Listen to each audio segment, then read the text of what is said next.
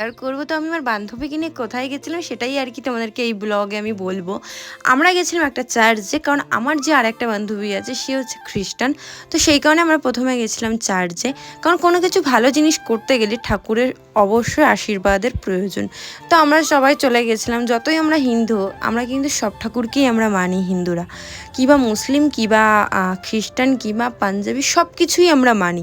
কিন্তু অনেক অনেক জাত আছে তারা এগুলোকে মানে না, কিন্তু আমরা সবাইকে শ্রদ্ধা করি, ভালোবাসি আর সম্মানও করি।